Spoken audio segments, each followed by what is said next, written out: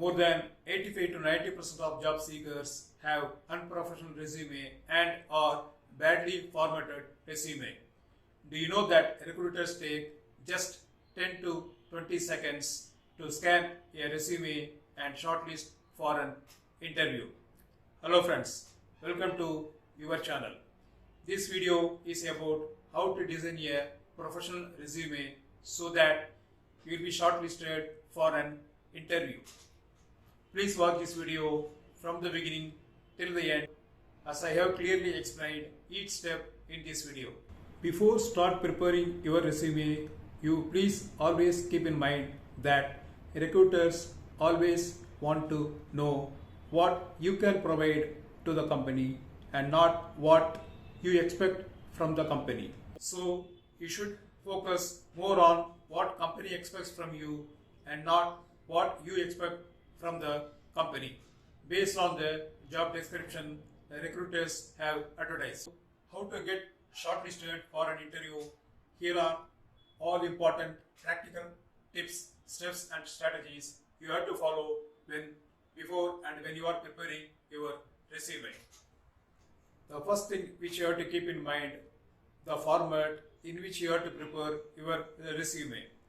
It is always better to prepare your resume in a Word document which can be converted into PDF also. Never send your resume in JPEG format to any recruiters. As far as applicant tracking system resume format is concerned, you should know what is applicant tracking system. The applicant tracking system makes hiring easier and streamlined for recruiters, hiring managers and HR departments.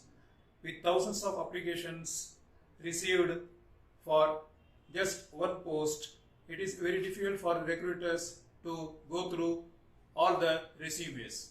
So ATS software helps them to scan your resume and shortlist on the basis of the job description and the keywords given in the job description. So you please ensure that your resume is always and also ATS friendly, that is applicant tracking system friendly, so that chances are more your resume will be shortlisted for an interview. The next important thing which you have to keep in mind is that if you are a fresher, your resume should not exceed one page. If you are an experienced person, it is always better to have your resume just in 2 pages, not beyond that, unless and until you are applying for a very senior most designation like CEO. But the important question which may arise in your mind is that whether you should place your photo on the resume or not. I suggest you please never place your photo on the resume if the recruiters have not asked for it. If the recruiters have specifically asked for your photo, then you can place your photo on the resume. Next, as far as your contact number is concerned, you please avoid giving your personal contact number. Instead, you should give another separate mobile contact number which will be especially for job applications, and it will be very easier for you to attend the calls. If you have given your personal contact details and if you get calls from the recruiters, you might miss those calls thinking that the calls have come from unknown numbers. So it is always ideal to have a separate mobile contact number, especially for job applications. If you cannot afford for it, then you can go for personal contact number. But you please make sure that you attend the calls. Some of the job seekers make mistakes by mentioning the full address of their location. Full address is not at all required to be mentioned on the resume. You have to only mention the location where you are from or where you are residing. So please avoid providing full address of your residence, which is not at all required. Next most important thing is that please don't provide also your personal email ID.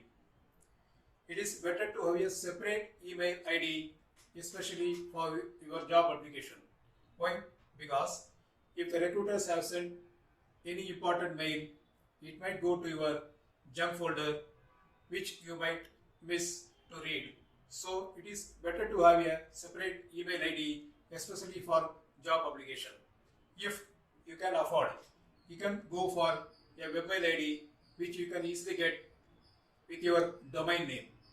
For example, if your name is Santosh, you can get a domain ID as santosh.link or santosh.me, santosh.tech. If you get a domain name, you will be getting 3 email IDs which you can utilize especially for job applications. If you cannot afford for webmail ID, you can go for Gmail or Yahoo or any other email ID, but you should have a separate email ID especially for job application, which you please keep in mind. As just now I explained, you can have your own domain names with preferred extension names like which I have given .tech, .link, .online, .net, which you can, either of which you can choose and go for these domain names. If you have got a suitable domain name, you can create minimum 2 email IDs free of cost, like which I have given. You can go for webmail ID like mail or contact at your name .tech or .link or .online or .net, which will be highly professional and will be highly useful for you to track the emails which you might get from the recruiters. Next important thing which you should have is LinkedIn profile. LinkedIn profile means professional LinkedIn profile with all the details. I will upload a separate video especially for LinkedIn profile in which I will give you all the details, steps on how to prepare a very professional LinkedIn profile, because some recruiters may reject your resume if they do not find you online like LinkedIn. So you please better have your own LinkedIn profile. Also please keep in mind, when you mention your LinkedIn link on your resume, it should be clickable, which you can prepare even on Word document by using the hyperlink option in Word document, which will be very easier for the recruiters just by clicking that link and go to your LinkedIn profile to know about you and shortlist you for the interview. Next up, when you are writing your career objective statement on the top of the resume below your contact details, you please keep in mind that your career objective statement should be in the interest of the recruiters, not in your interest. I have given below some samples which you can click and go through it and prepare your career objective statement accordingly. Also, please keep in mind, try to write your career objective statement in 1 or 2 sentences only. Next important section is summary section. If you are writing summary section, you please keep in mind that it should be very simple, easy to understand, and it should be in bullet points. Please note, summary section is the only section which the recruiters fully read, not rest of the resume. Please avoid these things. For example, number 1, unnecessary articles like a and the. Number 2, personal pronouns which I have mentioned here. Number 3, double verbs. Number 4, white lies. Number 5, words like etc. Number 6, please never use a word repeatedly. Special characters, italics, script, shading, underlining, bolding. Number 7, long words or phrases when short words will be enough. Next is filling with unnecessary graphics unless you are applying for a graphic designer or any other post which is related to that. Next is writing paragraphs which no recruiters will have the time to read or they cannot read. Next is using capital letters arbitrarily. To the extent possible, avoid capital letters. Next is values like honesty, integrity, hard work, punctuality. Please don't mention any of these phrases or words. Next is most important, Your resume should be totally spelling and grammatical errors free. Next, most job seekers commit the mistakes of mentioning these glitches which recruiters do not like at all. Please go through all the glitches and please avoid mentioning these glitches on your resume. You might be having some strengths which you want to mention on your resume. I have given below the list of strengths which you can go through and you can shortlist those strengths which are applicable to you. Next is action verbs, which I have already mentioned.